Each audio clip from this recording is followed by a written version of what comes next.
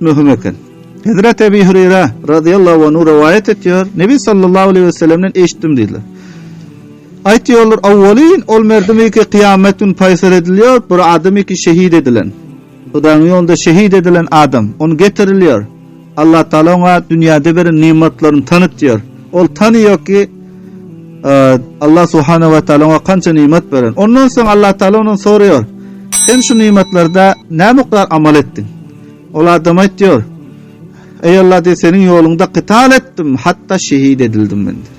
Allah Teala ona mı de kezepte. Sen yalan ettin sen diyor. Sen o dünyada uruş ettin. Falanı dayav deydirmek için. Falanı kahraman deydirmek için. Falanı mücahit deydirmek için. Fakat kıyıl. Olmasa sana o dünyada aydıldı mücahidim değildi. Kahramanım değildi.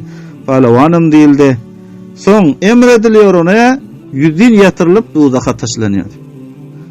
Yanadından bir adam getiriliyor Allah Teala'nın huzuruna. Ol adamı ki ilm okuyun ve merdime ilm okudan, Kur'an okuyun ve başka adama Kur'an okudan adam getiriliyor. Allah Subhanahu ve Teala dünyada veren nimetlerini tanıtıyor. Sonradan soruyor ki sen benden şu ilmin barada kança miktar amel ettin? Ola diyor ki men ilm okuydum ve merdime talim verdim. Kur'an okuydum, merdime okuttum der. Allah Teala ona aydar deyiptir kezapta sen yalan ediyorsun.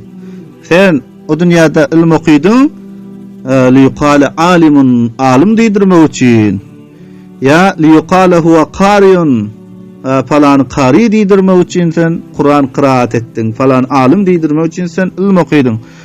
Fakat kıyıl olmasa sen o dünyada aydıl diyeceksin. Son yüzün emrediliyor ki onu yüzün yatırıp dozağa taşlanıyor diye. Son bir adamı Allah Subhanahu ve Teala'nın huzuruna getiriliyor ki Allah Teala ona mal veriyor. Her sın mallardan, her mallardan ata eden. Allah Subhanahu ve Teala'na veren nimetlerini tanıtıyor. Allah Subhanahu ve Teala'na veren nimetlerini tanıyor. Allah onun soruyor ki benden şu nimetlerde kança miktar amel ettin? O adam diyor ki Allah ben bir yolu koymadım. Şunda sen razı oluyorsun, dost görüyorsun, harc ettim. Yani bir yolu koymadım. Dost görüyor ki inşallah yolda harc edilmekliği malumdan harc ettim. Köprem kuruşadım, mescidim kuruşadım, medresem kuruşadım. Köp işler ettim diyeceksin. Allah Teala edeceksin kezepte. Benim sen yalan ediyorsun. Sen bu işler ettin li yuqala huve cevvat. Falan sahi deydirmek için ettin. Falanın kuruşan mescidi deydirmek için bir ketteken mescid kuruşadım. Falanın kuruşan köprüsü deydirmek için köprü kuruşadım. Fakat kıyıl olmasa sana o dünyada ayrılık diyecek. Son emrediliyor ki ona yüzün yatırıp dozağa taşlanıyor. Şocaatından ahiretin sevabı mühim eken. Amallarda tasih niyet mühim eken. Bir adam bir amal hayır ediyor, niyetin hayır olsun. Allah için men kana yuridu sevabet dünya. Bir adam ki olsa irade ettiğin dünyanın sevabını merdime amallarını görkezip etse. Fe indallahi sevabud dünya vel ahire. Bes Allah'ın yanında dünyanın sevabı var. Dünyanın sevabını bir adam irade etse.